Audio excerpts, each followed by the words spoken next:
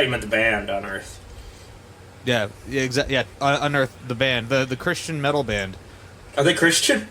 Yeah, dude. That's hilarious. I've seen them live. They're part of that whole fucking Christian metalcore scene. That's Unearthed, As I Lay Dying, any sort of gauged ear band from like the early to mid 2000s, guaranteed Christian band. That's funny. Oh, Chris, yeah. when you saw him live, did that. you get out of the show and just for a little bit be like, I should probably go to church more? And then like the next day, you're like, I was brown out on the verge of blackout. I barely remember it. I couldn't tell. Like I immediately after the show, if you played me one of their songs, I couldn't tell you if they played it. You know what I mean? Totally. Yeah. But I mosh, like I have to be pretty fucking wasted to do that.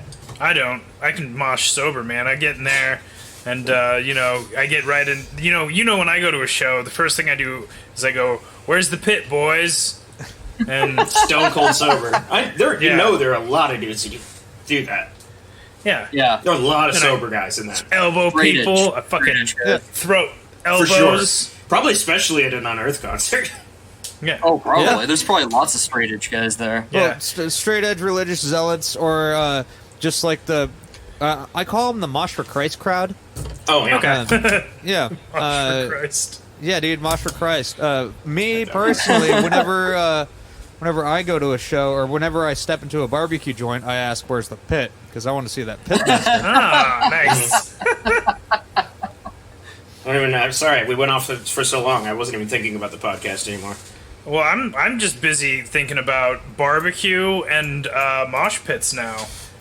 And I want to eat some baby back ribs in the pit at an Unearthed show, so people know that the only thing I care more about than God is eating some sweet ass fucking BBQ and throwing some bows. Yeah, throwing some Every time elbows. somebody bumps into you, you're like, "Careful, there's barbecue sauce here, you man." You spilled my barbecue sauce, and they're like, "Oh, I'm terribly sorry. Let me buy you a drink." And you're like, "I am straight edged, hence why I'm at an Unearthed concert."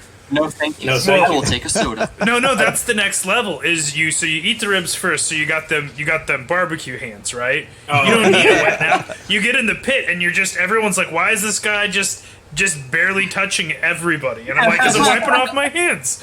That's how you do it. That's a great idea. It's called the mosh hand washing process. The wash pit, more like. Oh, right. There you go. There you go.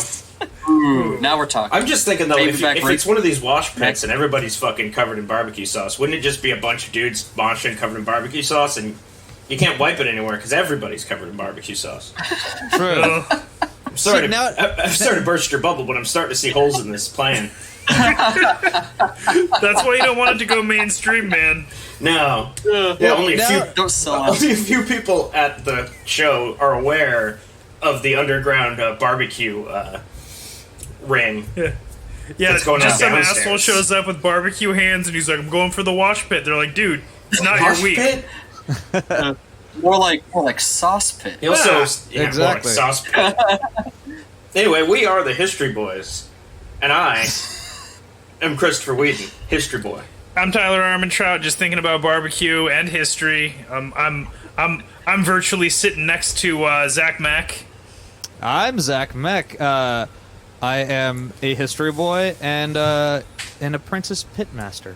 Oh. I'm Jerry Nash. I'm a history boy, and I too like barbecue. So are we doing a barbecue episode? Is that what's going on? No. They're gonna History of barbecue that collard Ned greens? Kelly. So last time we left you, Ned Kelly was sent to prison for stealing a horse, a charge he was innocent of committing. He was sentenced to years of hard labor, for which he was released 5 months early for good behavior. But the world he was released back into was not the one he remembered. Things had only gotten worse. Was he? There was no barbecue yet. Was the good behavior that he made like so many small rocks out of big rocks? You know. But like, dude, you made. I think he was. They were. I feel like they were like, man, even the small rocks you managed to make smaller. Like that's the attention to detail where you were just down on your hands and knees just picking away at those tiny little rocks. He didn't want to make the rocks so small, but all of his buddies had like Warhammer games going, and they were like, "We need really small rocks for our battlefields," and he's like, "I'm on it." Yeah, he's a good friend. He's It's like, gonna be after just- all, I gotta be known for something in this crazy world. It might as well be for making the smallest rocks. Anyway, I'm leaving prison now to have a mundane, regular life. See you guys. So prison life was a nightmare. You don't say. And hard labor was no picnic, but at some point he was transferred, and for a long time, Ned was in solitary confinement, which consisted of complete and utter silence, 23 hours a day, with 1 hour of exercise in a caged area outside while wearing a black hood, so you can't look outside. That sucks. Or as Yeah. they called it in that day, minimum security. Seriously. He Yeah. also kind of sounds like a shitty Kingdom Hearts cosplayer. Oh, yeah. Even still, Ned maintained a good reputation on the inside among the inmates. A familiar face at work there, Father O'Hay, he was not an inmate. The man who christened him, he was there, and they kind of formed their own friendly relationship while he was inside. That's always nice to, see a man of the cloth that's just so laid back. You're just like, oh, hey. Do you think that he was so laid back because he was like the last rites giver? I think that's what he was. And that and any prisoner wanted religious counseling Yeah. or anything like that, he Yeah. was there to. It's like listen to on their The problem. Simpsons. They're there, Bart. They're there. He's like, Yeah. he's like, just stop by whenever my door's open if you want to rap. Right. Yeah. He's like cool pastor with It's like jokes high and five. Yeah. And next time basketball. you see me, don't be afraid to say, oh, hey. Oh my you go. god! So he's like one of those youth pastors with like the Guy Fieri hair and like the flame tattoos on his arms, who just wants to rock talk. Yeah. Yeah. Yeah. And And he has the 10 Commandments tattooed on his forearm. in the tip of his dick's Only God can pierced. judge me is like tattooed across his forehead. Don't ask me how I know that. Tip of his dick is pierced. That's what Tyler said. I don't know if you guessed. I did. The old Prince I heard Albert. that. Well, in the Christian community, they call it the King of Kings. And then is the sex move the Lord of Lords? Now, while Ned was in prison, his sister Annie had an affair while her husband, Alexander Gunn, was locked up.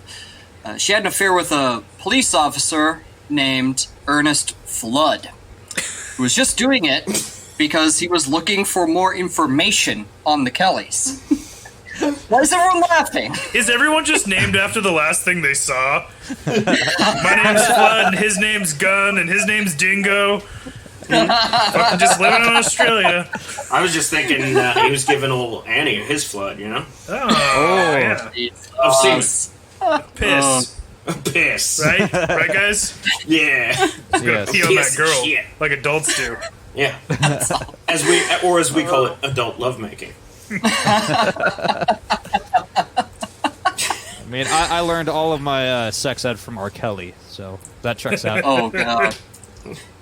Throw Zach in jail. Can't wait to meet her as soon as she turns 18. So Ernest Flood knocked up Annie, and he left, boasting around town of his conquest. What a dick. Yeah, it's a dick move. He did give For her the sure. flood, like Chris said, though. Yeah. Annie gave birth to a child named Anne, Clever. and then died shortly after, at the age of 18. Annie. Heartbreak. Annie I was did. like, 18 years. Anne Is it shortly after? no. Annie was 18 years old. I got you. She had a baby, died. Yeah.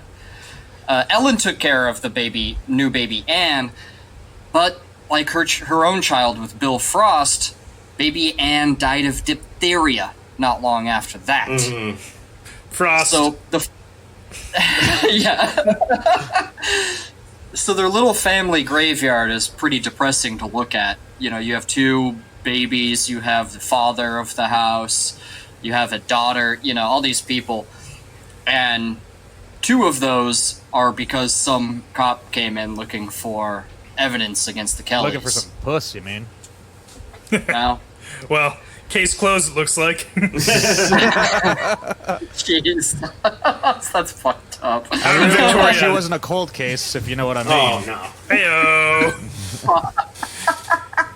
That's just the cops in Victoria. They always get their man, woman, and child. Yeah.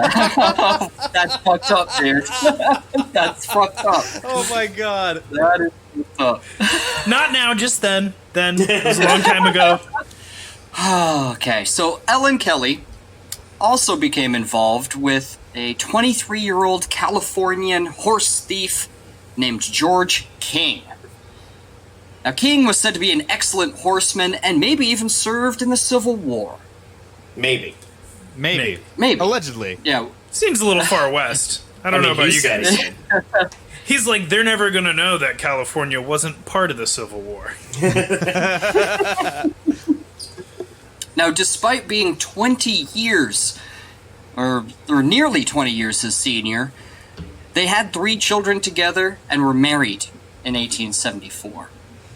Now, Ned liked George King, but George King, like so many others, would abandon the Kelly family abruptly. Well, it's the thing to do. He was Yeah. from California. He probably just saw like a gnarly wave he had to go catch. Yeah. Maybe he had to tend to his avocados, you know? Yeah. Something. When Ned was released from prison in 1874, he found his family in shambles, but was committed to providing for them by living an honest and hard-working life. Of horse thievery. No. He chopped wood, he sheared sheep. He did that kind of work. He tried. Low pay, hard work. Yeah. He tried day after day to swallow the most murdery parts of his soul, and just and just try to be an honest man, and just push that demon down. Yeah. The demon Right. that's been growing in him from a life of abuse and abandonment since he was a very small child. Yeah. Whiskey helps. Oh yeah. Yes. At every point, Ned and his family were hounded by the police. He was accused of stealing horses and cattle, all of which were dismissed for lack of evidence. Or even like one time he was accused of stealing like a cow or something, and the cow showed back up, and he's like, "So, yeah, I didn't do that." And they're like, "Oh yeah, funny. Crazy, right?" He's like, "Yeah, it's not funny to me." I mean, I think it didn't help her case that she was barebacking horses. And I mean riding, not getting fucked without a condom with a horse. It also didn't help that she was 37. Yeah. Yes, that's true. Yep, you're absolutely right. Look, I don't know about you guys, but my current mood regarding this whole episode is that Ned Kelly really needed NWA in his life. Because, I mean, fuck the police, am I right, He's getting boys? there. Yeah, he's... Oh, dude. Oh, he's getting there. All right. It's gonna get worse. You just wait. All right. Because I'm about ready to play Gangsta. Now, there were people who also wanted to fight the outlaw Ned Kelly, too, and kind of, like, prove their mettle. And he would, like, brush off most of them. But when one Wild Right came to town, all bets were off. Remember in the last Yeah. episode, Wild Right is the guy who actually stole the horse More like and only went Wild to prison for Rom. 18 months. Yo, you know when they fight too, because it's like, it's the latter half of the 19th century. They're gonna square up, and they're just gonna throw haymakers at each other's faces as hard as they can until one guy can't stand up anymore. Because that's how people used to fight. Well, Ned wanted to settle the score between him and Wild. So for 20 brutal and bloody rounds of bare-knuckle boxing, Wild Right relented, and Ned Kelly won the Good fight Lord. by virtue of never knowing really when to quit. God damn it. Is he, like, all fucked up after that? Oh, yeah, they both were. So, for 2 years, Ned lived this quiet, hardworking, pretty much honest life. And even Ned's strongest detractors said that he was one of the hardest working men they knew. because he watched his father deteriorate from alcoholism, he never really drank to excess. And this is the one time I was talking about. There's a story, and who knows if it's true, that he met a man in a bar who had been sort of a bushranger, but had only just joined the police force. And this man would haunt the Kellys and would affect how they were viewed by history probably forevermore. His name was Alexander Fitzpatrick. Fitzpatrick. Now they were friendly, and they drank together, toasting to one another. They only had a couple of beers. But at the end of the night, however, Fitzpatrick arrested Ned outside of the bar for being drunk in public. What the fuck? Yeah, and because they only had a couple of beers, Ned suspected Fitzpatrick of drugging him. Oh, God. Oh. And who knows if that... He roofied him. Now, waking up with a blistering hangover in a jail cell and not really knowing why really pissed Ned off, understandably. And as they were moving him from the lockup to the court, Ned broke away from Fitzpatrick, and he made a break for it down the street. Cheese it. And all the cops were yelling at the bystanders like, "Stop him! Stop that man!" No one really wanted to. But one guy... Yeah. One guy stepped up and tripped Ned, and it kind of sent him sailing into a nearby shop. And, like, several cops, like, pounced on him. Mm-hmm. And they were fighting all over the place. And in the melee, one cop pulled... Like, he was trying to subdue Ned, but he pulled his pants down. And there's another cop that's like, aha, I'm gonna suck him I know off. how to subdue him. I know how to subdue this guy. So he grabs his dick and balls. And this sent Ned into a rage, and he just started throwing all these guys off of him. Oh, my God.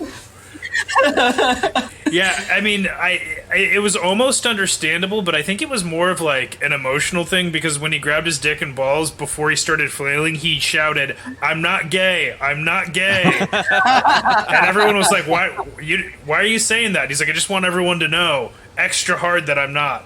And he had a rock hard erection when he was saying it, so it's pretty weird. In his defense, he already had that erection from escaping from the police.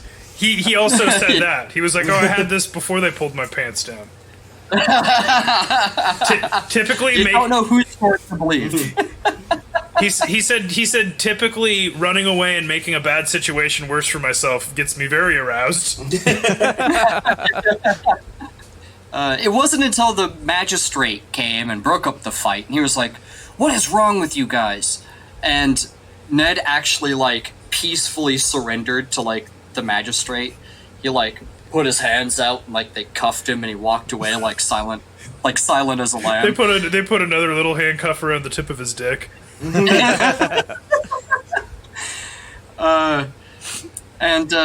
took him to court. He went. He pled guilty to all charges, paid his fine right then and there in cash, and left. And it totally hurt Alexander Fitzpatrick's ego, and he resolved that he would have his revenge. What does he, like, want revenge for? You Well, know? because he didn't get to bring in Ned Kelly, he couldn't be the hero. Because it's like... so, assuming he drugged him, let's say that actually happened. He meets him in a bar, he has a bunch of drinks with him, drugs him so that he can arrest him, you know? Yeah. He runs away, they grab his dick and balls, and then he just pays off everything. Like, it feels like Fitzpatrick caused all this. Yes, he totally did. The thing that I'm learning about Fitzpatrick, it sounds like he came, like, he was a new recruit or something, and he had something to prove. And by essentially double-crossing Ned and throwing him under the bus, and then Ned makes him look like a fool, even though Ned's the guy that has his dick and balls out. Yes. Like, that's why, like, he's so, like, well, I think, hurt about it. Not to go on for a long time about this, but I think when you have situations, we've talked about this in previous episodes, where you have people who are in a position of authority, they sort of create these rules and laws that are holding people down, oppressing people, and when people break it, they're like, "Whoa, what are you doing?" You know? Yeah. Like Right, you're causing this. Yeah. Yeah, it's like, it's like getting constantly bullied to the point where you hit your bully back and they're like, "Whoa, spaz." Yeah. Right. Yeah. Why'd you do that? Yeah. Now the economy turned bad. And there were droughts and crop failures and jobs. Coronavirus. Now their plan to stick it to the rich squatters was brilliant in its simplicity. They would steal horses or cattle, drive them to a ranch miles away from the crime, and, like the police search parties looking for them, where one of them would happen to come along and pretend to be a serious buyer for the cattle and horses, and the ranch owner that they were, parked at would act as their witness. And it would give them a clean and legal bill of sale so they could go to a different ranch and sell them all again legally. Nice. Hey, Yeah. that's Well, fucking yeah. smart. This is quite a scam. And I kind of picture like Joe Byrne or something like walking up with Groucho Marx glasses, and it's like, "I am a rich landowner, and I would like to buy these cattle," and they're like, "Oh, crazy!" It's like It's Turns out that Eric Andre stole his skit about buying a used car, but being on somebody's shoulders from the Kelly gang. I would like to buy this vehicle here. My name is Joe T. Business. And they were like, "Well, this is Victoria in like the 1870s. He must have saw business last, so that's his last name. It makes sense. Yeah. Checks out." What can I do you for, Mr. Business? Yeah. Business is my name. Also my middle name. also my business. My name is Joe Business, and I run a business named Business. And business, let me tell you, brother, is booming. It's boom. So this way, even if the police expected anything, the newly minted Greta mob couldn't be caught, because everywhere that they would find the stolen cattle and horses, there were legal bills of sale too. Yeah. What did you need for a legal bill of sale back then? Like, Well, you need a buyer, right? And you need a third-party witness, to witness all of it that's and make it? sure everything I know. was hugged. So It's like- that's the ranch owner. I saw him sell it. I don't know where he got Yeah. it. But I feel Mr. like it's you got to take this up with Mr. Joe Business. this is heavily honor based. He was exceptionally tall and wearing a. You might say Mr. Joe Business is as tall as two men wearing a giant trench coat. You can't miss it. He came riding on two elephants on top of each other. You said something about tigers or something. I forget. They can't jump to elephant's high. Continue. Joe Business knows what he's talking about. That's why they call him that. Yeah. It's also his name. His legal name. I love Joe Business. He means business. So soon there was a warrant for Dan Kelly's arrest for horse theft, and probably rightly He so. was stealing horses. He was. After throwing down a few drinks for courage, Alexander Fitzpatrick went to the Kellys' home to finally bring in at least one of the troublesome Kellys. Now, there are multiple accounts of what happened next. And we won't talk about all of the possibilities, but we will talk about Fitzpatrick's side of the story, and then what probably happened. Okay, I'm going to be very disappointed if Fitzpatrick doesn't get whacked in the back of the head with a cast iron skillet. Oh, close. Oh, shit. Okay, cool. Like, I haven't read the outline, so I'm glad. Yeah. If any part of the story starts with Fitzpatrick saying, "I heroically," it's probably not the truth. Yeah. Well, Fitzpatrick was known around town to be a general liar and drunkard. You don't say. Oh, Yeah, like a regular cop is what you're saying. Yeah. Oh, fuck. He, in particular, was a real piece of work, is what I should say. Real Chief Wiggum. Fitzpatrick said that he entered the Kelly home, proclaiming that Dan was under arrest for horse theft. And I'm going to kind of be general about this. I'm not going to talk about all the comings and goings here. Because it's all bullshit anyway. I'm just going to give you the general story of all of this. Annoyed, Dan agreed to go with Fitzpatrick after he was finished eating, which Fitzpatrick agreed to. However, Ellen Kelly was having none of having a cop in her house. The whole time, she was being generally nasty and threatening to Fitzpatrick. Voices were raised, and either Ned Kelly, who had been there the whole time, or had just come inside, pulled a gun and shot at Fitzpatrick from 2 yards away, somehow missed, and hit Fitzpatrick in the wrist, where the bullet lodged. That was his fapping wrist. Well, that's bonkers, but we'll continue. At the same time this was going on, Ellen had hit Fitzpatrick over the head with a fireplace shovel. I fucking love this woman so much. She's great. Panicked by what had just happened, they helped Fitzpatrick take the bullet out of his wrist with a penknife. They bandaged it for him, and they told him to tell his superiors that they had nothing to do with it, nothing to do with the Kellys at all, that he had been jumped on the road by some thieves. So you're telling me that this is Fitzpatrick's side of the story, where Yes. So Fitzpatrick's side of the story is him trying to look heroic, but then also saying that the Kellys helped bandage him back up when he got shot in the wrist? Well, his original story is that he had to take it out with a knife, but then later admitted that they helped him take it out. So the story kept changing. That's when this story that they told him to tell his superiors to cover this whole thing up. Oh, Jesus.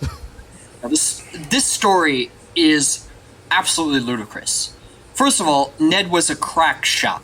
There was no way he would miss anything at a distance of 2 yards, in a very small room. Right. Even if he was standing on the opposite end of the room, there is no way he would have missed. And the fact that a bullet from a revolver was lodged in the flesh of your wrist. Seemed odd. And they looked at it and they're like, "Oh, it's like barely a flesh wound," And he kept like pulling his hand back. I'm like, no, it's where I was He's like, shot. "No, guys, it's really bad and it hurts so bad. It doesn't look that bad, but I think they got a nerve or something. Don't look at it. Don't look at it. Don't look at it. In your wrist. By the way, what do you guys think of my new bracelet I just got? Yeah. Yeah. It's thick enough, just enough to cover up the penknife stab. I mean, bullet wound. Yeah. Now, what is more likely is a little closer to what the Kellys said happened. Although not all of their story should be taken as truth either. What probably happened is that the notorious, let me reiterate, notorious liar and drunk Fitzpatrick came into the Kelly home trying to arrest Dan. But in the meantime, as he was waiting for Dan to finish his dinner, he had made some sort of pass, or even, some say, tried to rape Ned's sister, Kate. And that is what pissed off Ellen Kelly so bad that she came after him with the shovel.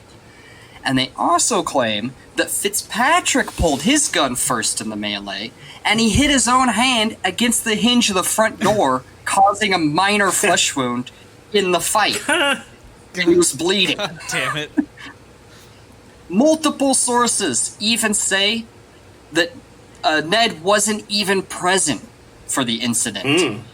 Like, some people even put him miles away for the incident. He even said that if he would have been there and seen any of this go down, he would have, quote, scattered their blood and brains like rain. Jesus. Fucking metal. This guy's cool. Well, and meanwhile, you got Dan being like, "I told him I'd go with him as soon as I was done eating dinner, and I'm gonna have seconds." Oh. Why was he there to arrest Dan and not Ned? Well, because there was like a sort of a separate case. They couldn't actually pin anything on Ned. But they had something. But there was a separate case. They had something. It was kind of trumped up, but they had something on Dan. Yeah, okay. I was wondering if it was like he was there for Ned, but Ned wasn't there, so Dan was there. They sent him to go get... And that's the thing, like, if you were going to the Kelly's house, and you're Alexander Fitzpatrick, wouldn't you want Ned? Yeah, that's... You know what I mean? I thought it was odd. I also think it's odd that in the middle of, with all the Kellys around, he would try to rape the sister, which meant... I mean, when there's, like, a bad guy in a movie, I've kind of seen scenes like that, but I'm like, they all have guns, what is... Well, that's part of, like, the Kelly's story, too. Well, I wonder if the truth is closer to theirs, but it was more like yelling and swearing and fighting, and they were like, and he tried to rape the sister, on top of that. I'm not saying he didn't... Well, I'm not saying he didn't do it. I'm just saying... You're right. I know that there's some accounts where, like, he did... I mean, it wasn't a rape thing. It was more of, like, he was, like, trying to, like... I know in the movie they say that he was trying to date her. He was like pretty much he was like, set me up with your sister or else I'm gonna arrest your brother. And that would give the story of a movie credence for him to do this. But he some accounts do say that on top of being a general liar and drunk, Fitzpatrick also was notorious around the ladies. Now, when the papers and accounts of the time say notorious, that could mean a lot of things. But what a lot of historians take that to mean is that he may have raped people in his past. Oh, he'll rape you. I mean, I wouldn't put it past him, to be honest. Yeah. Yeah. In any case, Fitzpatrick went back to his superior later that night, drunk as fuck, saying that Ned Kelly had shot him and that he had been assaulted by Ellen Kelly. I love how Fitzpatrick is maintaining professionalism by going to a superior officer completely fucking hammered. What I like is he must have drank. He had a few drinks, went to the Kelly's house, drank way more, and then went back to talk to his superior. That's exactly what happened. Regardless of the actual story at the Kelly's place, that's exactly what happened. Jesus Christ. Like that? Yeah. That's for sure. Alone. Yeah. Now there was an arrest warrant for Ned, Dan, Kate, and Ellen, who had a 2-month-old at the time. The charges? Attempted murder. That's bullshit. Which is bonkers. I'm gonna quote NWA again. Fuck the police. What did they also have a warrant for the 2-month-old? Wait, do you want to say that again? 2-month-old? I heard 2-month-old. Did he say 2-month-year-old? Did I say 2-month-year-old? Yes, Sorry. you did. I didn't catch I'm just that. practicing so I can say numbers pretty for when I have my own 1-month-year-old and 2-month-year-old down the road. Pretty soon here. During the trial, when Fitzpatrick testified, he would say that he knew Ned briefly and that he had arrested him. He had put him under arrest because he was being drunk and disorderly at the bar. And he's like, and that's it. That's pretty much it. So, Yeah, where you were giving him alcohol and possibly drugged him. Yeah. Case closed. With so many different stories of what happened and so little evidence, and like his word against like a group of people's word, no matter how trustworthy they are, I mean, 3 years hard labor, huh? Yeah. Yeah, no, to me this just sounds like, something completely polar opposite of what's currently happening in our world, where, people trust the victims and believe the victims and don't believe what the cops have to say. Oh, wait, right, no, I'm sorry, that's absolutely not correct. Right. Yeah, even with, fucking, like, cell phone footage. Yeah. Oh, yeah. Yeah. Once again, they were all arrested for being Kellys on a Saturday night. Yeah. Yeah. The judge, out of an act of charity and kindness of the court's heart, lowered the fine, and you could either pay the fine or go serve your time. He lowered it to £100 out of the goodness of his heart. Oh, that's Again, mighty white of him. They were penniless. Yeah, they were penniless. There's no way they could absolutely, That's like ridiculous. You're gonna have to steal so many horses to make £100. Yeah, right? So, the police sent out a posse to go stop Ned Kelly, who the whole police posse bragged the whole time, and everywhere they passed through, that they were going to be the ones that would finally shoot and kill Ned Kelly. And they even came extremely close to catching them at one point, but the Kelly gang actually hid in a river, like in the reeds. Nice. Classic. They went right by it. They were right there. They're like hobbits. And they came out like shit. Yeah. We have to catch this gang, guys. We already got the tattoos that say "got 'em," and they're matching. So if we don't get them, these tattoos are going to be worthless. Yeah. They're gonna have to tattoo "didn't" over it. Yeah. Didn't got it. Just a stamp that Didn't says got 'em. void. Oh, that's Void. tattooed with a lot more than that. So meanwhile, Ned and his gang worked in every way they could to help pay for Ellen and Kate's legal representation and try to free them. They even sold moonshine. I mean, they tried a lot of things. I thought you were going to say moon cheese. Don't know why, but thought you were going to say moon cheese. And I was like, moon isn't made of cheese. But then again, it was back before we knew that it wasn't made of cheese. So... Right. We didn't know. We actually didn't know it wasn't We made of know cheese it's until not the made of 90s. yeah. I mean, we'd been to the moon, but we didn't get around to testing those rocks yet. I'm still a firm believer that the moon is made of cheese, and that it happens to be a nice, stinky blue cheese. Yeah. I agree. If the moon's not made of cheese, how come there's so many French people up there? That's actually it. I never thought I don't about have it. any Tyler. evidence That's to back fantastic. that up. I'm just making a statement. That's why they're on the dark side of the moon, because I- it's always party time over there. I heard that there are Frenchmen on the moon, listening to Pink Floyd, eating cheese, drinking wine, having a great time. Space wine. Space wine. They're space bagging it. Yeah, they're space bagging They're it. space bagging it. Space bagging Boy, it with this the good stuff. Smoking some long ass cigarettes and, I don't know, having sex with 3 people in the group. At the same time.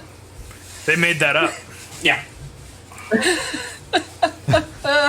Anyway, Jerry, I digress. Soon, however, the group of police had tracked Ned and his gang to a place in the Wombat Ranges called Stringy Bark Creek. What? Wetting my bed all the time. It's going through one of my wombat phases. Tim and Eric reference he's laughing at. Yeah. I went through a phase of Yeah. wombat, wetting my bed all the time. I'm explaining it to the audience, because there's no way they're going to know. It's gotta be. No. Oh, let's just move on. Let's just move on. No, let's dwell on that. Welcome to the Tim and Eric podcast, folks. Yeah. The thing was, though, is Ned knew he was being followed, and he looped around and tracked them, and he knew where they were. Now, there were 4 policemen, and they decided that they would split up, leaving 2 at a camp, while the others went scouting around in the area. Didn't you say that this was a posse? Not just 4 4. guys? It's a minimum Yeah, amount. 4 guys. That's a I mean, posse. it's a couple, and then there's a few, and then there's a posse. That's 4. Yeah. I don't know. I mean, Sir Mix-a-Lot's posse on Broadway indicates that there's more than 4 fucking people. But it's a On minimum. Broadway. It's a minimum. Oh, he had a big posse. Sir Mix-a-Lot had a lot more friends than these guys, Yeah. okay? He's a nicer guy. And on top of that, 4 people minimum for a posse, so technically 3 for a gang, so they could have been a gang as well. Well, they had 4. They could have been a So posse. The then Kelly we're a gang posse? is more than 3. They're definitely not a posse, because you have to be going after a dude to be a posse. Well, and you gotta be. I feel like you gotta be cops. Some sort of authority figure for sure. Ah, okay. Because a lot of times a posse is like people from town too. You know, Yeah, that's like a true. bunch of That's dudes. true. We're getting a posse together. We're going after this motherfucker. I feel like if you're on a horse and you're in a posse, you're an authority figure. If you're in the 1990s and you're on Broadway, you are Sir Mix-a-Lot. You're absolutely. Who is the authority figure? Yeah, the definition of posse has changed a lot. Yeah. I mean, he was a knight, so Well, that was in the 90s, Because I mean, you right? Or was- also have Leonardo DiCaprio and his pussy posse. That's a different kind of posse. they're going after something, all right. Yeah. On And then you got horseback. me and you guys. We're the pasta posse. We always go to Olive Garden and get that unlimited soup, salad, and breadsticks. That's true. Because when you're here, you're family. And there's only 4 of Yeah. us. Vin So- Diesel said that. Case closed. We could be a posse. All right, I'm glad that we cleared up that the whole posse situation. Okay. Yeah, for you folks at home, you know. Now, Ned, Joe, Steve, and Dan, only having one really shitty gun between them, it was held together by like wire and shit. Like it wasn't. It was. Yeah. Bubblegum and tape. Yeah, Like it's like gaffer's it's tape? MacGyver. Yeah, that's a We Killed Him reference. Yeah. They had that little snub nose revolver covered in gaffer's tape. They decided that it would be best if Ned had the gun, seeing as he was the best shot. Again, he was a good shot. There's no way he fucking shot a man on the wrist. Anyway, Unless that's where he was aiming. unless that's exactly where he was aiming. he was shooting and at 2 Lord flies knows in the ring. how he didn't take his hand off with it. There's a fly on his wrist and a fly on the wall. He got both of them. Yeah. It was quite the Now- stirring soliloquy. I mean, Now, Ned, it didn't help that Lonigan was known as Subtle Lonigan. Ned had never murdered anyone before. And he stood over his dead body and he said, quote, "What made the fool run?" End quote. That's Well, pretty cool. He thought he could make it. Well, he thought, he didn't want to shoot the shitty gun at him, is what that tells me. Yeah. But the dude ran, and I think Ned panicked a little bit and shot him. Gun couldn't have been that shitty. Hey, you know, Well, he was a good shot. Right. a poor artist blames his tools. Yeah. Right, yeah. He was like, with the amount of duct tape on here, I have to go to aim to the left very slightly. Now, there was still a matter of McIntyre, who they promised not to shoot. They told him that all they wanted was to take their guns and horses and send them back empty-handed. Like, they didn't want to kill any of them. Right. So the gang would hide in the camp and wait for the other 2 cops to come back. And McIntyre would go up to them and explain to them that they were outgunned by the Kelly gang and they should just surrender to them. Now the police, their names Scanlon and Kennedy, enraged by the death of their comrade and by Ned and his gang pointing guns at them, drew their guns. Ned fired and shot Scanlon off of his horse, killing him instantly. He's way Deadeye. Yeah, I know. Yeah. He's like, I'm just gonna fire another warning round with this bad gun. Oh no, I killed another guy? Does he? Yeah. When he pulls his gun, does it go And- in slow motion and like sepia, and it can like target their face? You know? Another shootout was sort of taking place, and Kennedy was wounded. And now I kind of want to. This is kind of a point of contention. Kennedy ran, and Ned gave chase, ultimately murdering him too. Did he shoot him in the head? Yeah, I was about to say, did he get JFK'd? Now, during the shootout, McIntyre hopped on a stray horse and rode like the wind to the next town, where he breathlessly told the police what had happened. Now, I just want to make one thing clear here, is that Ned was fighting some sort of war against the authority figures that were oppressive on behalf of the poor and the oppressed. These cops did not know that they were taking place in some sort of war where, death was a thing, even though that they did brag about, wanting to shoot Ned Kelly. I don't think Ned actually wanted to kill them, at least at first. I think when someone points a gun at you, it's kind of hard to judge. And in the case of Kennedy, Ned brutally shot an unarmed man that was running away. And as Ned says that Kennedy was wounded in the hand, and the blood from his hand made it look like he was holding a gun, and that's why he shot him in the back several times. The issue is that every single one of these cops showed each other the picture of the boat they just bought and said, "Tomorrow's my last day, and then I'm retiring." And I think that that's really what killed him. It has nothing to do with Ned Kelly. Well, what I heard about, at least the last guy, Kennedy, is that that shot came from the grassy knoll. JFK. Yeah, I heard he didn't get shot at all. I heard it was a plane crash. No. Ned did feel really bad about it, but that wasn't going to bring back these 3 cops back to their families. You know, because they're still human beings, and they still had families, and they still had children and stuff. Well, like you said, but war is hell. Well, yeah, these cops were unaware that it was a war. They were trying to bring in an outlaw. War is the H word, thank you very much. I'm sorry. Yeah, Ned. So a lot of people call Ned a revolutionary because he kind of thought of himself fighting a revolution of sorts. Wait, we do revolutions on this podcast? but the thing is Ned had a rough life that was made worse by cops, but Ned wasn't the only one to have a rough life that was made worse by cops. And so many of those people didn't pick up a gun and murder people. You know what I mean? And I just want to make it clear that he did kill people. I'm not trying to glorify the murder that took place here.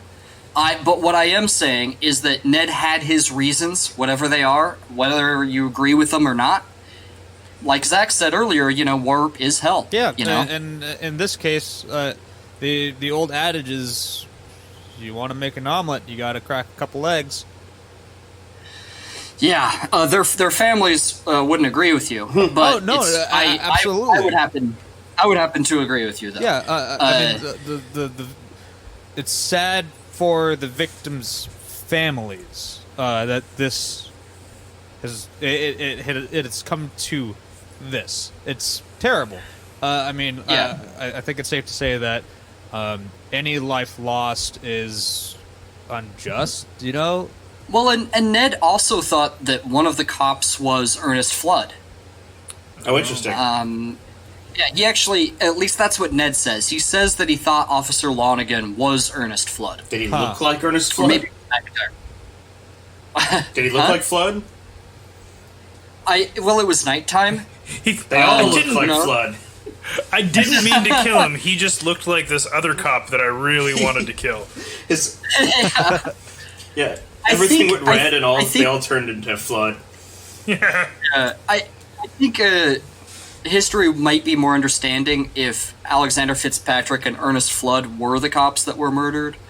It's still murder, but you know what I'm saying. Like, they were objectively worse. That's the reason why you can't go to jail for revenge murder, because everyone understands it's a crime of passion. It can happen to anyone. It's practically victimless. Yeah. Practically. Yeah. It wasn't until 2018 that a memorial was placed at Stringy Bark Creek commemorating the 3 murdered police officers at this area. That's an interesting... okay. That is exceptionally recent. I think that's incredibly recent. I honestly think that it's like, wow, why didn't that happen earlier, honestly? Because it coincided with the movie coming out? Yeah, right? I was just kidding. So Ned Kelly was now a cop killer, and his gang was no longer known as the Greta Mob, but as the Ned Kelly Gang.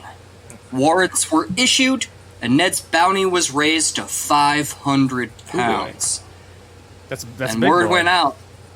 Yeah.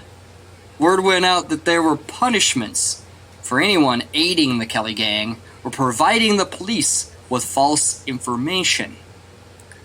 The thing is, though, is the Kelly Gang were loved among the poor population. They vowed to never rob or harm anyone that they deemed innocent, and to pay for any accommodations that they received. Oh, nice. See, they sound like good guys to me. Yeah. Right. And not many people were going to help the police catch the guy sticking it to the man either, no matter if he was a murderer or not. This is like the fun part that would be, it's the middle part of the movie where they're like, boys, looks like we're outlaws. And then they're like, yeehaw! And then, they're going from town to town and hiding in barrels and going down a river and fighting some orcs. So wait, that's Hobbit. That's Hobbit. I was hoping you'd fight some orcs with elves jumping off their heads. Hiding in barrels. If they didn't at least hide in one barrel, this whole story is just pointless. They definitely did. Like a cartoon cowboy jumping, like in chaps and everything, jumping from one barrel into another barrel. Yeah. And then, like a goddamn rodeo. On like a map, maybe? Like, you have it superimposed over like a map where like it just barrel to barrel jumps? Yeah. They do the barrel thing once and you're like, okay, that's kind of a weird gag, and then every time they're doing it's like, oh, it's the barrel gang. Yeah. But guys, they definitely jumped in barrels. That's how they escaped the Goblin King. Yeah. And when they weren't sticking their head out of barrels, it was they were hiding in the horse trough. They stick their head out and they spit out water. They're like, that was close. Nice. Yeah. And in the barrels, they're spitting out water. And then there's one barrel that has 3 X's in it, and that gang member, he's not spitting out that water because he's getting shit-faced. Yeah. Oh, when he comes out, comes out and his eyes are crossed, and he's like, ugh. Yeah, they're like, hey, this barrel's empty. Because he drank it all. Yeah. See, I like to think that while this is happening on screen, that the background music is like some folk punk band, singing some song about, down with authority or whatever. Like, I can imagine like a Johnny Hobo and the Freight Trains or, some along those lines. You could have made that name up, and I would have been like, I get what they do. Okay. Especially with a name like Johnny Hobo and the Freight Trains. That could be fake. I have no idea. That could be a fake name, for sure. It's not. I believe you. I know it's not. But it sounds like a fake name. Totally. You made that shit up. The lead singer's name, Pat the Bunny. You're a drunkard and a liar. Nice. Accurate. Yes. But not in which is a great instance. But not in this instance. At least not the lying part. So, they needed money. And Ned had a new plan to rob a bank in the small town of Euroa. Now, the plan was this. Take the train station and any hostages inside and coming in, and hold them there. Then, the telegraph station, ruin the telegraph lines, and burn the station to the ground.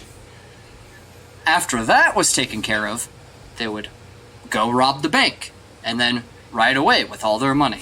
Sick. So basically, it's They Live plus a bank robbery. Yeah. You're right, yeah, kind of. When they say ruin the telegraph lines, I mean, aren't they effectively ruined by burning down the station? Well, there was a guy that there was a guy that looked at the ruins of the telegraph station, and he was like, oh, the lines weren't just cut. They were twisted and mangled to make it hard to put back together. Ah. Oh, man. Last time they burned down a telegraph station, they were like, oh, these lines, we can reuse these. They're fine. Yeah. The lines are what's important. They're just probably actually true. I completely understand now, because it's like whenever I'm done with the show and the stagehands try to like wrap any cable, and it's like, no, you're gonna ruin them. You're already wrapping it over your elbow. Fuck, dude. No, stop. Don't do that. Yeah. Yeah, they wrap cables the way I do. You wrap those cables wrong, I'll wrap your throat wrong. Exactly. I wrap cables in a way that makes Zach very quickly come to me to assist me on how to wrap cables. I mean, I'm very close to choking you out with said cable, but yes. That's what I mean. Yeah. So the day came for the robbery, and Ned rode up on his horse to the groom at the train station. Everyone knows what a groom is, right? It's the guy... The male bride, right? No, I don't know what that is. It's a guy that takes care of the horses. Oh, he's marrying the horses? Aww. He takes care of them. He grooms them. Make sure they're taken care of. He's a groom. Yeah. Oh. He takes care of the horse. Sweet. So it's not like the guy that died in Enumclaw for having sex with the horse. No. Okay. Yeah, that was premarital. first of all. Nah, this guy That just was. feeds them apples and braids their hair. He's a gentle giant. Yeah. Well, as the groom was taking Ned's horse, Ned asked him if he knew who he was. He's like, "Hey, do you know who I am?" And the groom looked at him and offhandedly joked. He goes, "Perhaps you're Ned Kelly." And then Ned drew his gun and said, quote, "You're a damn fine guesser." And over the course of the night, they took the train station, keeping the hostages in the train station. And, they stayed with them overnight. They took pretty good care of the hostages. They gave them food, Didn't they, drink and dance with them? Yeah. Well, this one not so much, but they drank and stayed up with them, all night. And, they had questions about him, They're like, "Is it true that you cut off police fingers and, wear them as a necklace? Big time. Police ears?" And he's like, "No." He's like, "Well, what about the massacre at Stringy Bark Creek?" And he's like, "Look, I was the one with the gun. I killed everybody. It was all my fault. It was no one else's fault. It was my fault." And he would retell the story, and be like, "Look, I thought he had a gun. I thought he. So he tried to dispel all these myths that were going around about him, and they kind of liked him. I mean, he's a lovable guy, if you ask me. I like him. Yeah, they were all like, "Looks like you boys are outlaws. Yeehaw!" And then they all jumped in barrels. Yeah. Yeah. So the next morning, they destroyed the telegraph office, and they robbed the bank, pretty much without incident. Nice. Yeah, and they made off with 1,500 pounds of paper money, 300 pounds in gold, and about another 300 pounds worth of gold dust, and nearly 100 pounds of silver. What are they going to do with the Gold gold dust? dust? Do lines of it? Yeah, Sorry. he snorted It was Angel dust. It was worth more to them in their time. We wouldn't know what to do with gold dust. Oh, I know what to do with it. We do lines of it. Or you sprinkle it on top of a scoop of vanilla ice cream and have a fancy scoop. You could do that. Yeah. Like what Jeff Bezos does. I thought Bezos does that sure. with his Velveeta. He probably does that with everything. I don't eat anything if it doesn't have gold dust in it. Yeah. I mean, he can afford it. I like my shits to sparkle. They also took all the debt records Cool. the banks had, and they burned all of it. So all those poor farmers in the area, all of a sudden they didn't have any more debts They anymore. That's did a dope. Fight Club. Yeah, I was thinking that. Yeah. too. You've caught me at a very strange time in my life. Yeah. Yeah. They also gave the hostages a share of the loot Aw. and rode away. Oh. And everyone was like, All right. "Can't complain." Yeah. Man. There's gotta Man. That's That's some how you do straight it. Robin Hood shit. Yeah, that's some straight Robin Hood be. shit. There's gotta be one guy in that town who's like, "Stupid Kelly gang. Everybody likes him so much. I'm gonna rat on him." Because there's always one yeah. guy, you know? Yeah. There's just no fun. As they were trying to keep their hostages and everything, there was a group of hunters that came by, and they told the hunters that they were plainclothes policemen. For some reason, they bought it, and Ned bought a gun off of one of them, straight up paid him for Nice. it, and then took it, and he's like, "Okay, now you're a hostage. I am Ned Kelly. Give me Sorry. back my Gotta go money. in there now." He's like, "God damn it." They shoot a couple other people away. But this made Ned and the Kelly gang heroes to some. And the area in Victoria was actually called Kelly Country because of its loyalty to the gang. You gotta be loyal to the gang. No, Yep. yeah. And no cache of money or treasure was ever saved and hidden by the Kelly gang. No, they didn't spend it on themselves. They weren't out buying, awesome shit for themselves. It was given to the people in the area for their help and hospitality. They straight up redistributed all of that money. Dope. They just gave it to people, what would they have spent it on? There's people that do claim that they were out just buying. It's what did they buy? PlayStation 2. They were out in the middle of the woods. You know? What are they doing? Well, even though, they bought a PlayStation 2, but they could have bought a PlayStation 4. They're frugal people. Yeah. They could have bought a PlayStation 2, but then where are they going to get the games? It's not even 1919 yet. I don't know. You can't download them off the internet. Yeah. You're right. They cut all the telegram lines. They can't download any games. Telegram. It's true. I just think that that Bezos could take a page out of the Kelly gang's leaf because he's already completely robbed the Seattle area, and it would be really super sick dick of him to give it back to the fucking city. Maybe pay some taxes. I mean, you can't really tell who we're looking at because all of our phones kind of have the layout a little different. But when Zach was saying that, I feel like he was looking at me.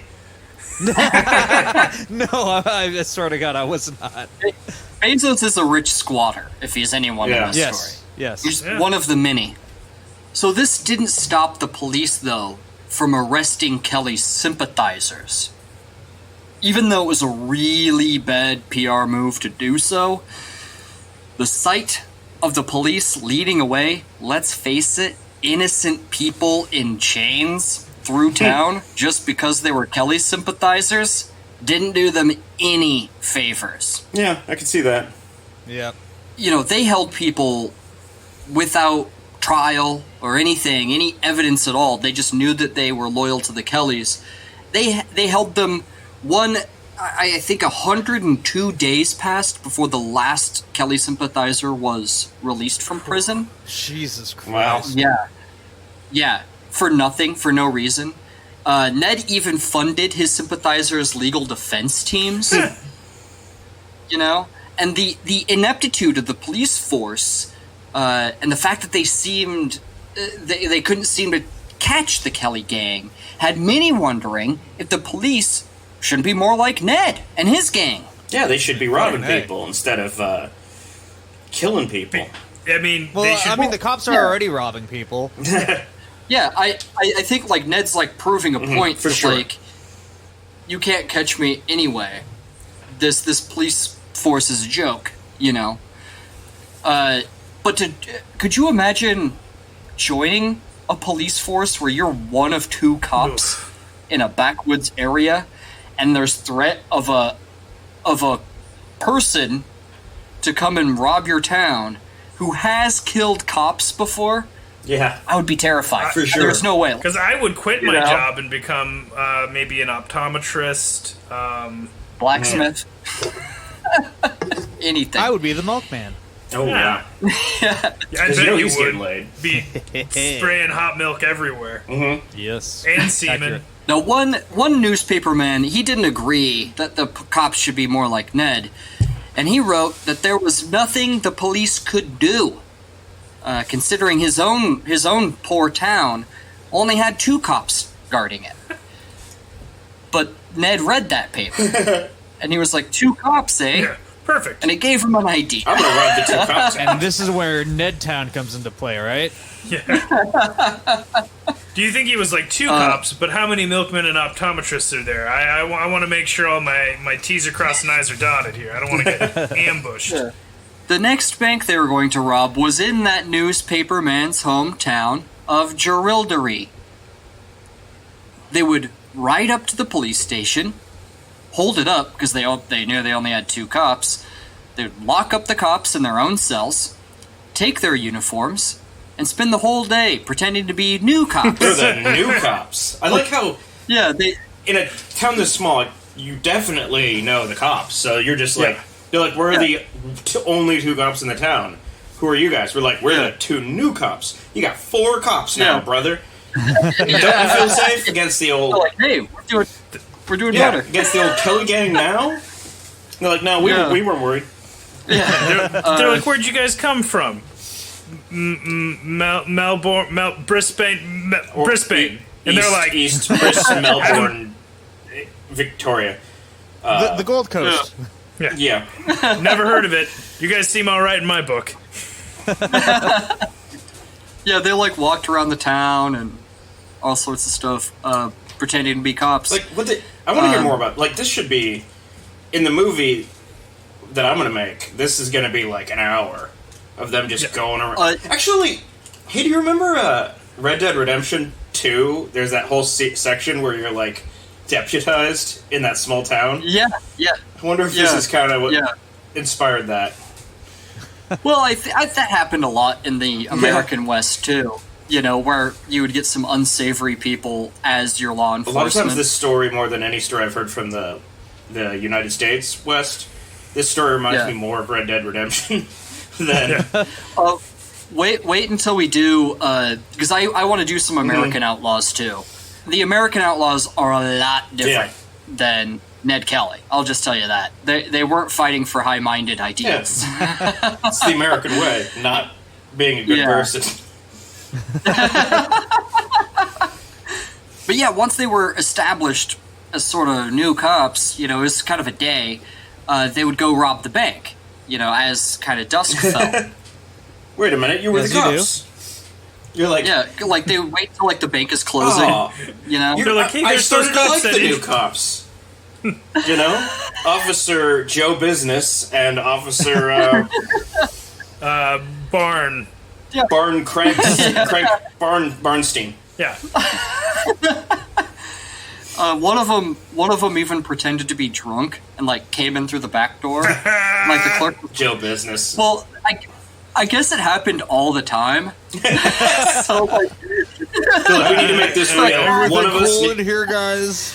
Okay, I got a couple here. Looks like even Joe Business is party in the back. 2, you don't gotta be drunk to accidentally go in the back. And 3, it happens all the time. You know it does. Well, I was just thinking that the townsfolk started to suspect something when neither of the cops were shit-faced. So, like, at least one of us. Yeah. Like, 50% of the police force minimum in Australia at this time.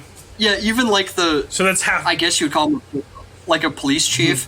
Like his wife even like thought that they were really nice and were like really great the whole time. And like even some people are like, oh yeah, his wife had a crush on Ned for sure. Well, he's a sweetie. And they let her go to the church Sunday morning because she was like I have to help with mass, and if I don't show up, they're gonna expect something. And they're like, okay, go do it, you know. And that's where she confessed her sins again and again.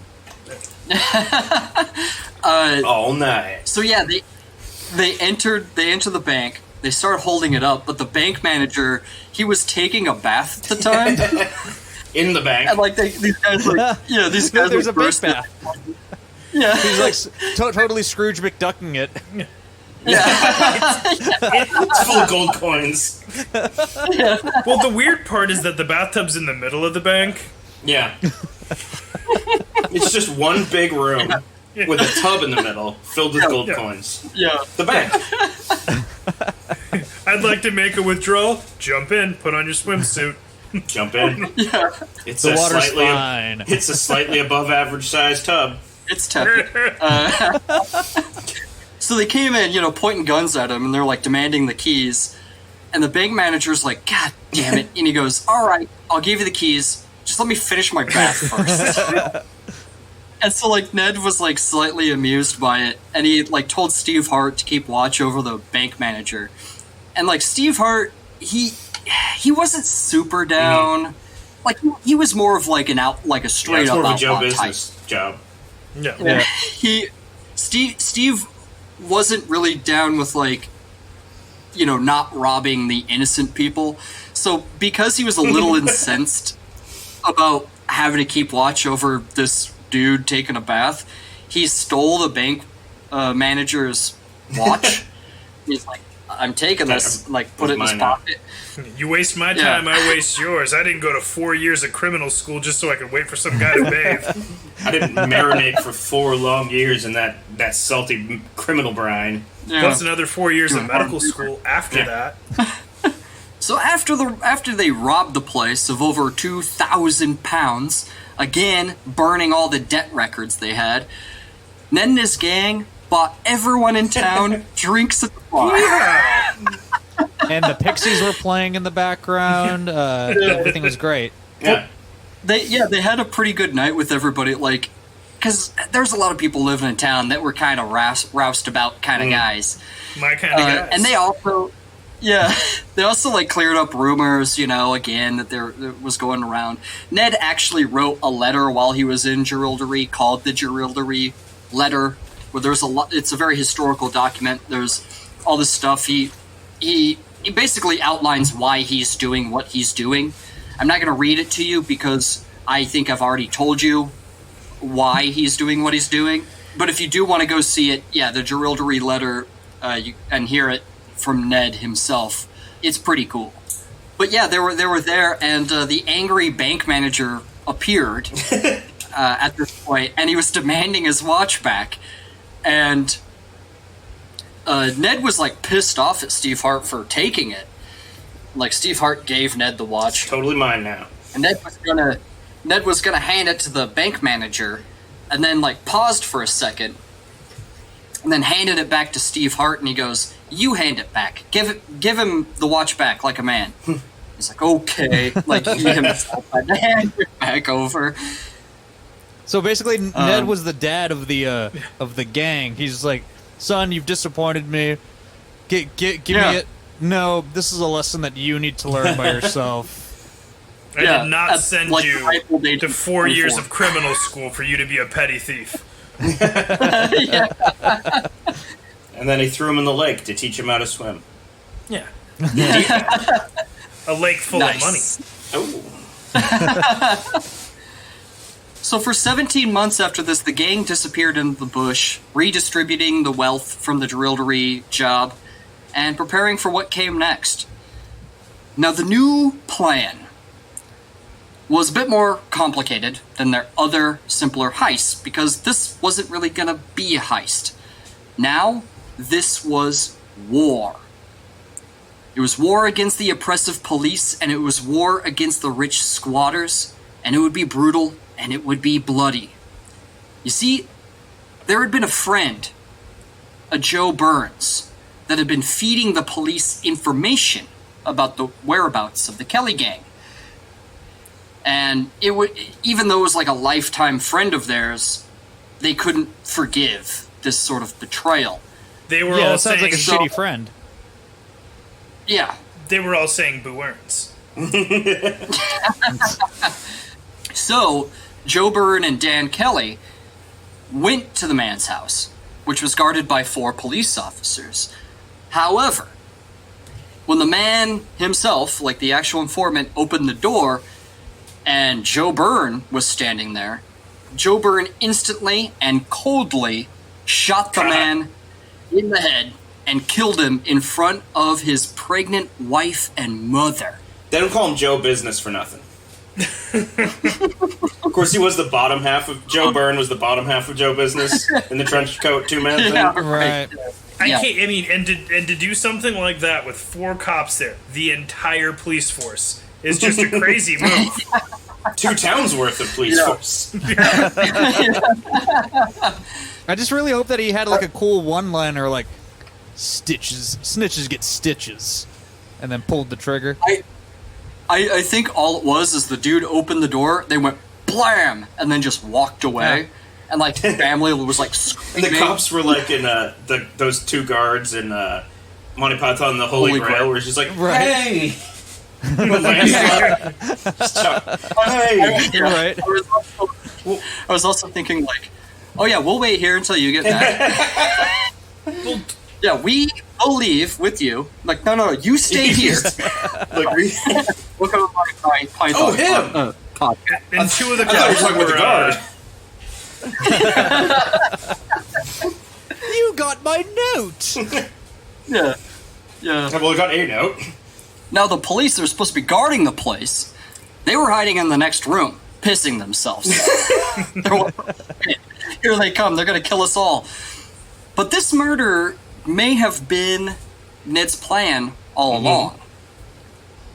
Because Ned knew that this would really piss off the police.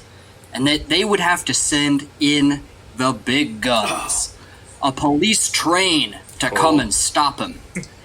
And they prepared for it. So it's like the tank in L.A. in the early '90s, right? Yeah. Oh yeah. Okay, cool. Oh no, police train's coming. Go to the left or the right. You want to go Get forward off the and rails. backwards. Yeah. It's on rails, I get you. Yeah. Go perpendicular to the rails, you'll be fine. Yeah, I mean, I figured that you guys would get it. I got it. Yeah, I got it. So during the months after Jerilderie, Ned had bought plow blades from the area farmers and crudely but painstakingly fashioned the plow blades into suits of bulletproof armor for all 4 of them. And they again in Monty Python and the Holy Grail, like the Black Knight, how he has that like cylindrical helmet with like the one opening. That's what it looked like. And it guarded their torso and like head, obviously, and like kind of their waist. Their dick and balls. Their genitals. Yeah, you gotta guard that. I mean, he's already had cops grab his cock and balls, so Yeah. this is the first thing he guarded. He's like, I can put armor like this over my whole body.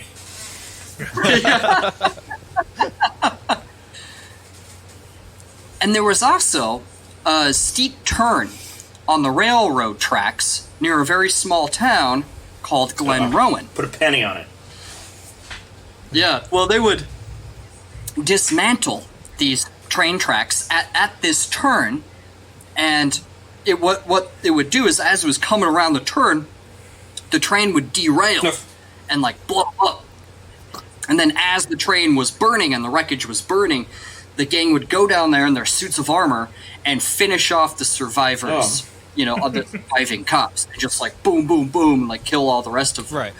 They're like, we're all dying. Oh, good thing the metal doctors are here. Oh no, those aren't metal doctors.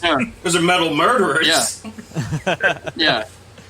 I feel like it's it's the ideology is kind of missing from this story, but I feel like it's like almost 2 steps away from like the Easter Rebellion. Oh yeah. You know what I mean? Like, it's kind of for the same reasons, like, in a sense. Like, if they had more popular support and, like, a real grounding in ideology, like, they could probably actually have, like, a popular Republican uprising. What's interesting to me is, like, comparing to, like, Bonnie and Clyde, who were in it for the lifestyle and the money and shit, and they were real shitheads. Yeah. Whereas that's not what it is for these guys, so... No. At least for Ned. For it to be, like... It seems to me like he's trying to send a message. He's trying to prove a point. Yeah. He is. He is trying to send a message, for sure. And it's a brutal one, but a message nonetheless. And that message was that we like outfits. We like police outfits. We like metal outfits. We have all these different outfits. And, Yeah. So in the meantime, waiting for the train, they would take and hold hostages at the inn at Glen Rowan, where they treated the hostages to drinks, and they danced with them, and it was kind of a good time for the whole, tiny town of Glen Rowan. However, it wasn't supposed to take an entire day and into the next day for this train to show up. So this left Ned to wonder, what the hell was the holdup? Turns out that the police that had been guarding the murdered informant hid in that room for the rest of the night until noon the next day. Yeah. Nice. Sounds like that town needs a Mussolini. Well, you saw the trains size of were the guy that shot the informant. He was twice the height of a normal man. Almost. Well, Ned Kelly was actually a very tall man. I pictured Ned Kelly was actually the top half of Joe Business. and it's Joe Business's penis gun that came out and shot him right dead between the eyes. I've seen his penis feed his mouth a sandwich. It was Joe Byrne that shot him, but the gun came out of the pants. So yeah. Yeah. So yeah, there was a considerable delay of that police train, and one hostage, because they came into town like wearing their suits of armor, and they like kicked open like Constable Bracken's door in the middle of the night, and they forced him out. And he had been in the inn with them, and at some point he had convinced Ned to let him go home because he wasn't feeling very well. Ned was like, okay, let him go. He behaved the whole time. But Constable Bracken, now being aware of Ned's plan, because of course they talked about it at the inn, he ran to the tracks and signaled the train by waving, I've heard a couple other ways, a candle or a lantern in front of a red cloth so they could see it easier. And the police stopped the train, and they were alerted to Ned's plan now. So they stopped, and the train did not derail, and they surrounded the inn. And as soon as they surrounded that inn, the shooting started nearly immediately. And although several bullets, definitely came through the wooden structure, and several bullets bounced off of their armor, one bullet did strike Ned in the leg. The one place that the cops never grabbed.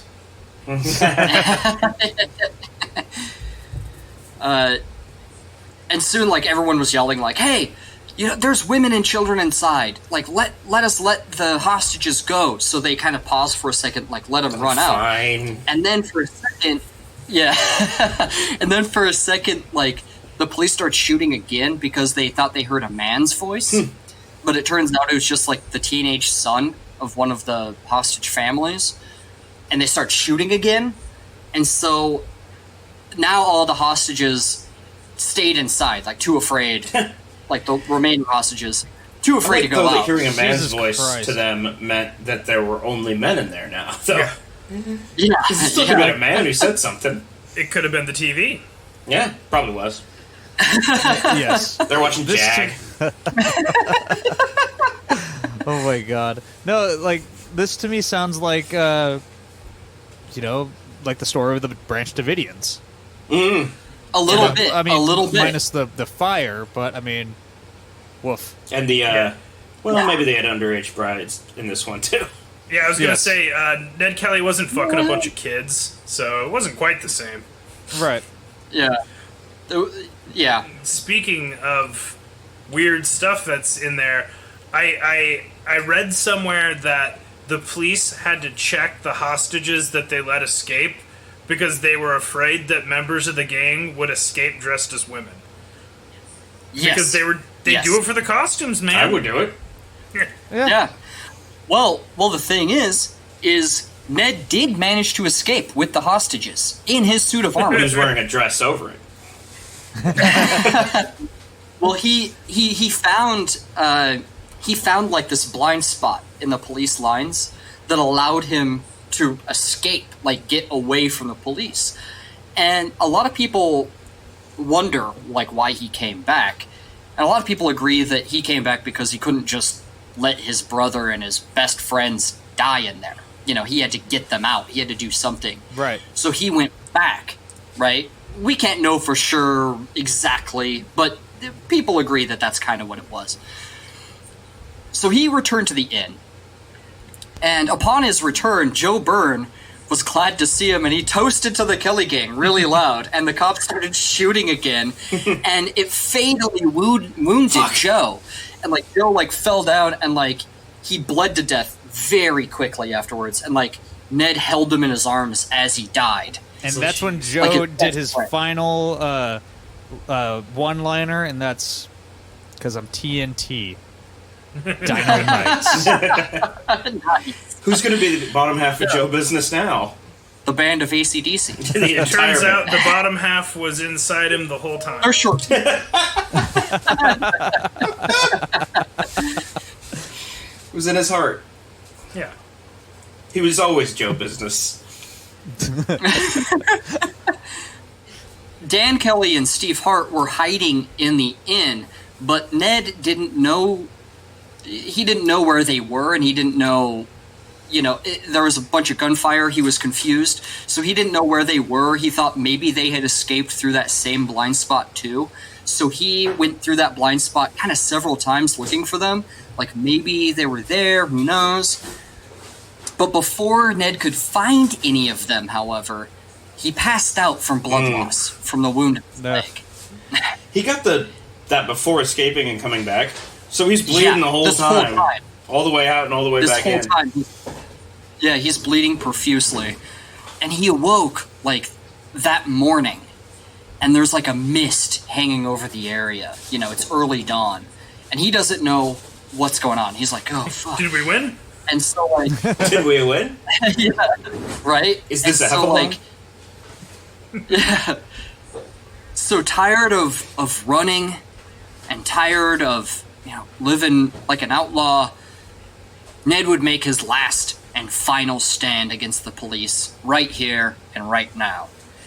So towering above the police, in this metal armor, he emerged from the mist, opening fire with his rifle at first, but he was only able to shoot from the hip with it because he couldn't raise it up to his head while wearing the armor. Jeez. So then he, like, pulled out his revolvers and, like, started, like, shooting. And, like, the cops were like, oh, shit. Like, they took cover and stuff, and, like, they noticed that, like, the bullets were bouncing, like, ping, ping, like, harmlessly off of his armor. And he's like, boom, boom. And, like, one guy's like, it doesn't cover his legs. And so he shot him in the knee. And, like, blew out his knee. And, like, they quickly surrounded him, and he surrendered. And one cop ran up to him with his gun drawn and, like, pointed it down at Ned. And at the last second, ironically enough, Constable Bracken, the man that had warned them of this whole thing, stood in front and he said, and I quote, "I will shoot any damn man that dares touch him." You see, now that's a good cop. Yeah, he's like, no, he has to go to trial. Well, Right. Bracken's like Anakin being like, he needs to be on trial, and Mace Windu's there like, nah, he's too dangerous. And then Ned Kelly starts shooting lightning out of his hands and is like, unlimited power! Yeah. I've seen this one. He is wearing a metal suit, and it shocked the shit out of him. Yeah. Sorry, Ned. Yeah. You got zapped. Yeah. You don't wear your metal suit. You don't wear it in the lightning levels of Zelda, and you don't wear it when you shoot lightning. Yes. Fucking 2 plus 2, Jesus. I like how we got that weird and nerdy with it, and we didn't mention Iron Man, and we didn't mention Skyrim. I'm trying to make my nerd references a little more, Bizarre. bizarre. I thought you were going to say, like, more well-rounded. Weirder. The leap of logic, it makes less sense. So Ned had actually been wearing the green and gold sash given to him years before for his heroism in saving the child. And it's actually on display in a museum to this day, and you can see the blood that stains it. It's, like, pretty crazy. That's awesome. Yeah. Now, the firefight continued with Dan Kelly and Steve Hart still inside the inn.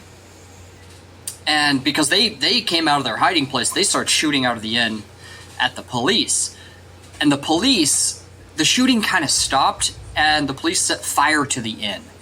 And it's presumed that Dan and Steve took their own lives. So they did get lit like the Branch Davidians. It did end up being Wake Up. Yeah. Well, yeah, I said it's not totally different, Right. you know? I mean, there's differences. A lot. Australia being one of them. There's a lot of differences, but it's you know, it's like it, I guess. So the great Ned Kelly had been captured. Though he was taken to trial where he was quickly slapped with a death sentence. And his mother Ellen and his sister Kate did what they could to get his sentence commuted. They even led a popular movement complete with over 80,000 signatures petitioning the government to pardon him, or at least commute the sentence from a death sentence. But it was no use. Ned Kelly would hang for his crimes. Ellen Kelly, in her last words to her son, said, quote, "Mind you die like a Kelly, son." End quote. Badass. So, yeah. On November 11th, 1880, Ned Kelly was led to the gallows, where he was hung.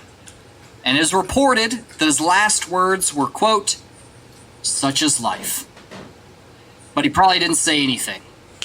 He was 25 years old. Yeah, I've heard "Such is life." Fuck. I've heard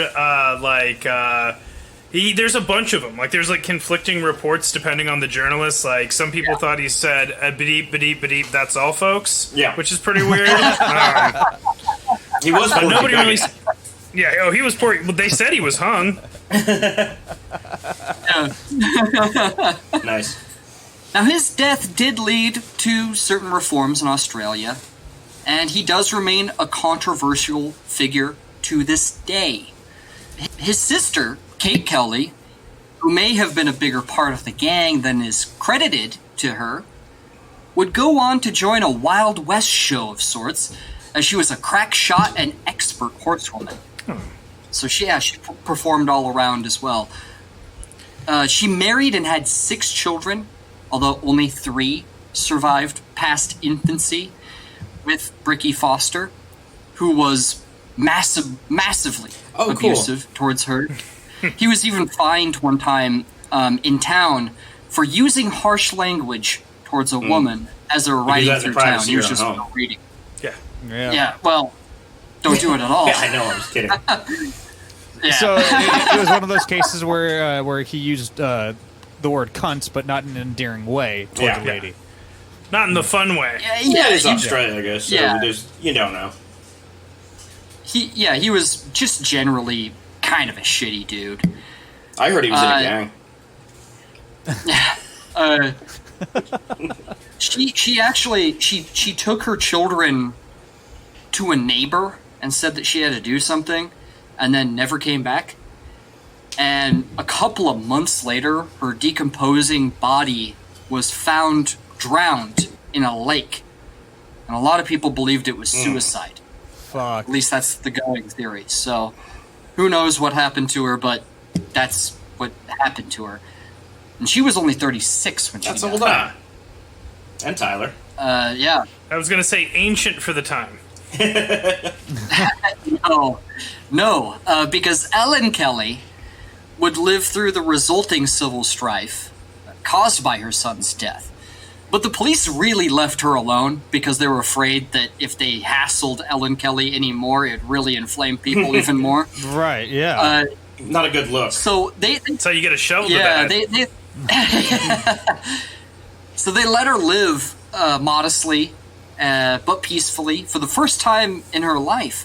And she actually died in 1923 at the ripe old age of 91 and was buried in Greta.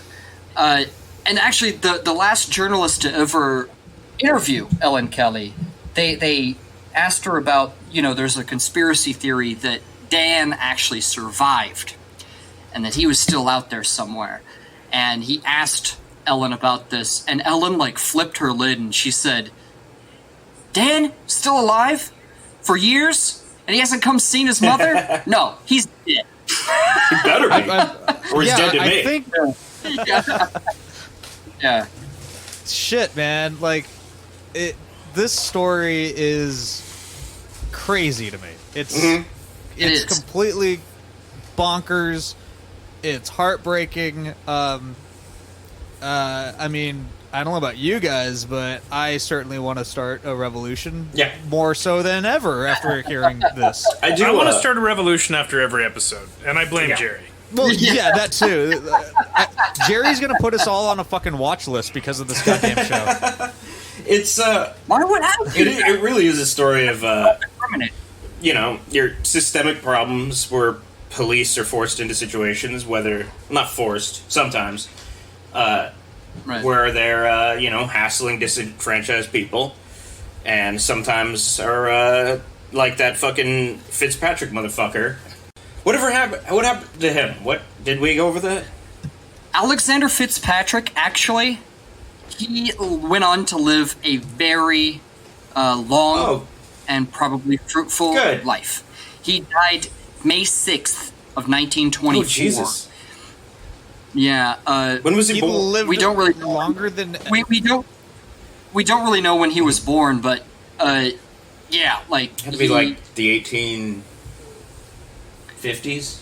Well, maybe he's probably a little older. Maybe I don't know. Maybe about the same age as Ned. He would have been. Yeah, I guess so. In his, Oh, yeah, that would have made him that would have made him pretty. 1850s would have made him pretty young when that happened. Yeah. So was Ned too. I mean, Ned was 25, so I was like, maybe Constable Fitzpatrick was probably. When he died, yeah, that's what I mean.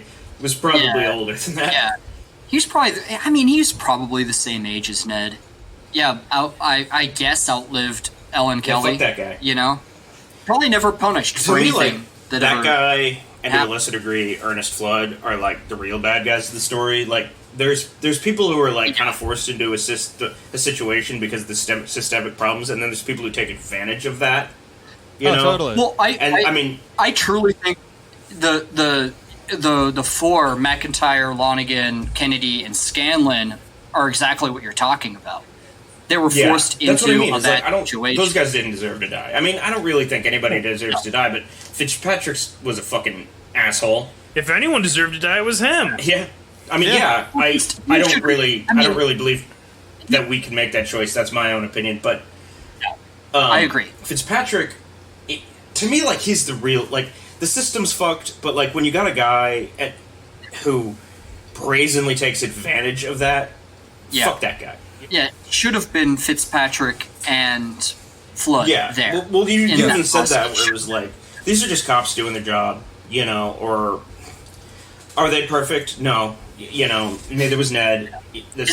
I understand. I kind of understand. They're like, we got to take this guy down. I get where they're coming from. I get where he was coming from.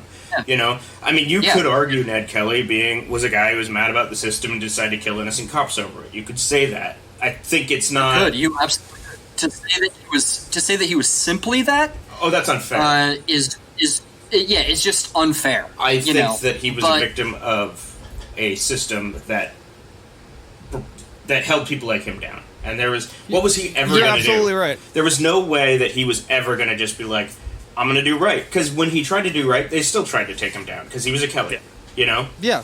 Well, it sucked that it took a Ned Kelly type kind of guy to have these reforms happen in Australia. You're the Irish and the Catholic son of somebody who was transported to Australia. So your whole family is considered to be... subhuman. Yeah, exactly. They're the kind of people the cops are warned, like, you need to be watching these people. I guarantee that's what they are told. Like, these are the bad guys. Watch out. These are the ones committing crimes. You need to watch out for them. Their brains aren't shaped right. They're committing crimes, you know? That fucking kind of bullshit. Yeah. Well, and McIntyre himself even wrote after Ned Kelly was dead, he said something to the effect, like, this is not a direct quote, but he said something to the effect of, he was trying to describe Ned Kelly. And he said, Ned Kelly was not a Protestant. He was not a Catholic. He was not English. He was not Irish. But he was something new. Yeah, that new person was Australian. Right. You know, and Ned Kelly, at least for the time, embodied what it was to be Australian. And I know that, you know, there's going to be some people that would roll their eyes at that, you know, because, these cops that were murdered are not Australian, you know? It's like, no, that's not what I mean. You know, but... the whole situation was something new. You and your own. And he was somebody who was very much created out of that time and place in the world. It kind of falls into the whole, I think I said this in the last episode, there's kind of two places where a country's kind of like defining characteristic is this very specific type of rugged individualism that stems from the late 19th century and the early 20th century and kind of all of those specific changes that are happening. And I think primarily the Southwest United States and Australia probably have some very similar DNA. Mm-hmm. Oh, for sure. Do you guys want to sign off now? Yeah, that was a crazy-ass story. That's a great story. I liked it a lot. It's a very HistoryBoiz story. Very much so. Only stories we know how to tell. Yeah. Yeah, exactly. Anyway, gang, you know, maybe the history gang, the HistoryBoiz gang. I am Yeah. Chris Whedon. Posse. Thank you. The posse. Yeah, there are 4 of us. And we're You coming need after at you. least 4. We're coming after you, listeners. I I'm know Chris this Whedon. is true because... Oh, sorry. That's fine. I'm Chris Whedon. Thank you for listening. I'm Tyler Armentrout, and I know that a posse is 4 because on Hungry Hungry Hippos on the side of the box it says you need 1 posse to play this game. And I am also a history boy. I'm Zach Meck. I am also a history boy, and like Sir Mix-a-Lot, my posse's on Broadway. Nice. And I am Jerry Nash, and I am a history boy. Thank you so much for listening again, as always. And don't forget to follow us on Twitter, HistoryBoiz. I believe it's at HistoryBoiz. And on Instagram, at HistoryBoiz Podcast. It's one of those two, at HistoryBoiz or at HistoryBoiz Podcast. It's not at History And we're Boys also for the Instagram, because that is a some teenage kid. Don't follow him. Follow us. Follow him too. You'll see the same picture. It'll be easy to He find. should follow us. We're also on Facebook. We're also on Facebook where we post, pictures and kind of stuff that kind of goes with every episode. And if you want to reach out with maybe an episode suggestion or just to say hello, we always love hearing from you. Our email is historyboyspodcast@gmail.com. And yeah, we read every one of them and we try to respond to every one of them. And we have a lot of suggestions coming in. I think that's great. And we're going to try to get to them. As slow as that might be, I'd tell all of you to hang in there with us. We'll get to it eventually. Zach? I guess that's me. Zach. Yeah. Love you. Bye. Do it better. I'll do it better. Yeah, love you. Bye. There you go. I sense a little bit of rat on that. Love you, bye. We had a lot of fun. We'll see you next time. Or I guess we won't, whatever.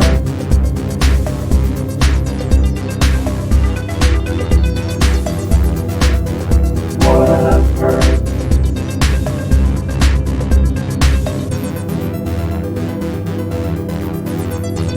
Bye.